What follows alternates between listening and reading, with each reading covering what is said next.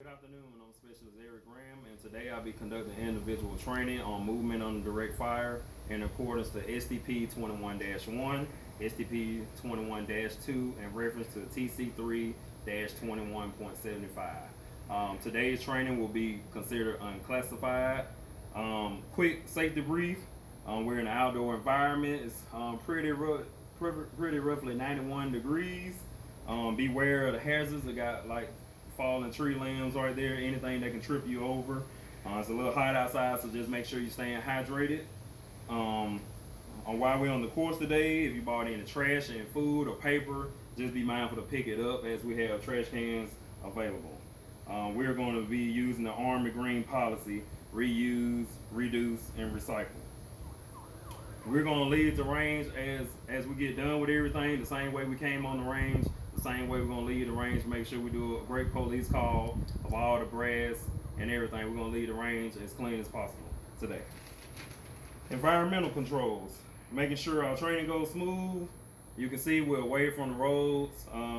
We're not near any vehicles, and we remove any unnecessary personnel that can cause, so there won't be no interruption and no safety hazards. PCP, of course, I'm supposed to have my ACH, my vest and everything, but I have my safety glasses, I have my PC, and you can see my weapon is cleared right now. Any ammo that's in there, my magazines also cleared also. So making sure we don't have anything that can cause any type of injury on today's range. And there's nothing. So now what we're going to do, we're going to explain the tasks and conditions of today's training.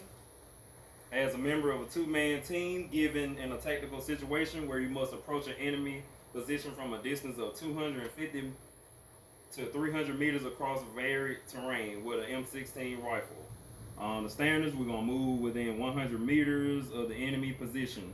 We're going to use the correct individual tactical fire and movement techniques dictated by terrain features.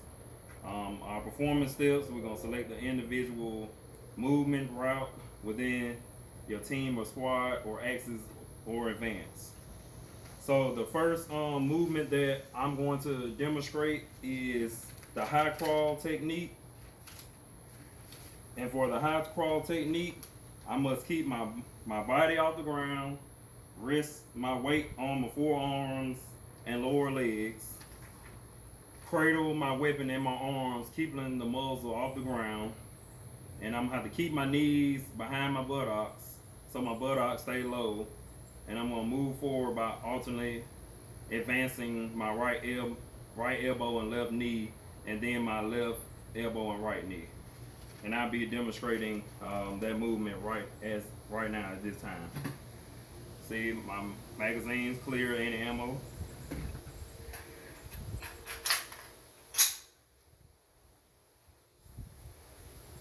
You gotta come out here so you can be able to get it. A high crawl position. Muzzle off the ground.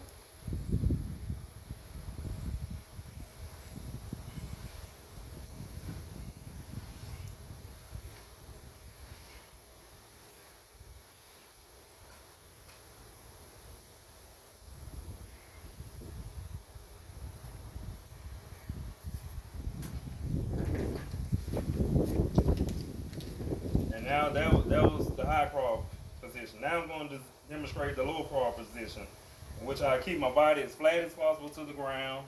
I will hold the weapon by grasping the sling at the upper sling swivel and letting the handguard rest on my forearm. Let the butt of the weapon drag on the ground. This will help me keep the muzzle off the ground.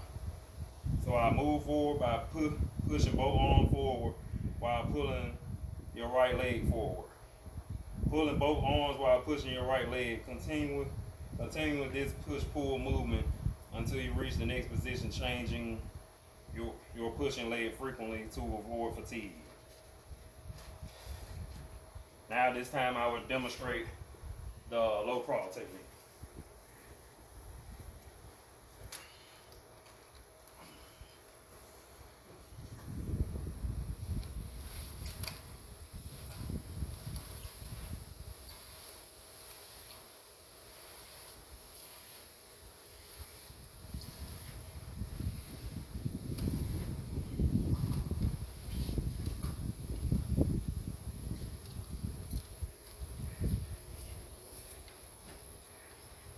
That was the low crawl technique. Now the final technique will be the rush technique. When enemy fire allows brief exposure, use the rush to move from one cover position to another. Move from your firing position by rolling or crawling. Start from the prone position. Slowly raise your head and select your next position. Lower your head while at the same time drawing your arms into your body. Elbows down, pulling your right leg forward. Raise your body in one movement by straightening your arms. Spring to your feet, stepping off with either foot. Run to the next position. Keep your distance short to avoid accurate enemy fire. Try not to stay up any longer than 3 to 5 seconds so that the enemy does not time the track with your automatic fire. Plant both feet just before hitting the ground. Fall forward by sliding your right hand down to your heel of the butt of your weapon, breaking your fall with your butt of your weapon. Assume a firing position. Roll on your side. Place the butt of your weapon in the hollow of your shoulder. Roll or crawl to a covered or concealed firing position. Cover your butt is moving. At this time, I will be conducting the rush technique.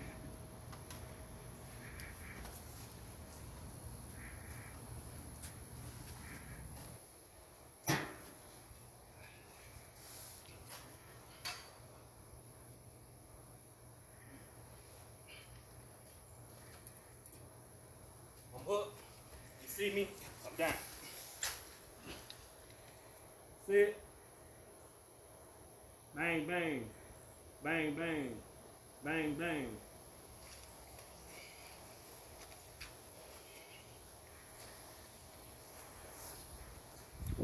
I just demonstrated the rush technique.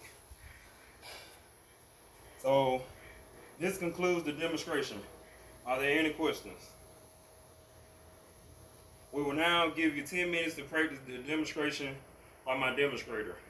Your 10 minutes begin now. Now that your 10 minutes are up, we'll now begin the evaluation process. Now before we get started, are there any questions pertaining to your practice exercise?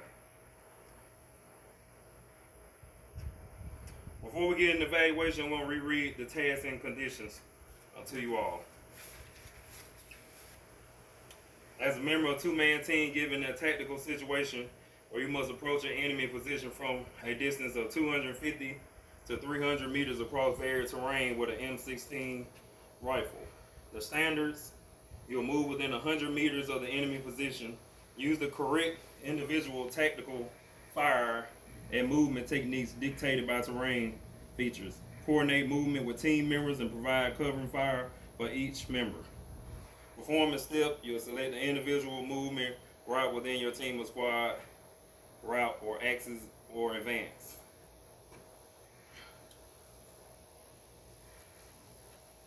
Now we evaluate every soldier in the squad.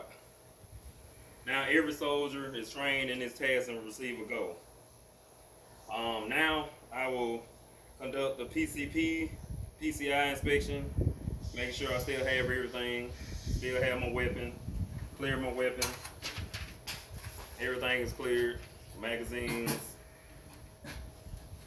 weapon is cleared.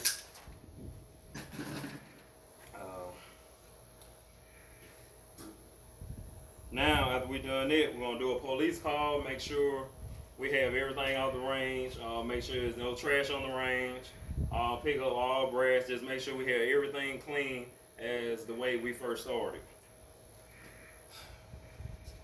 Now, at this time, I'm going to conduct the AAR at this time. What was supposed to happen? What went right? What went wrong? How can we make things better the next time?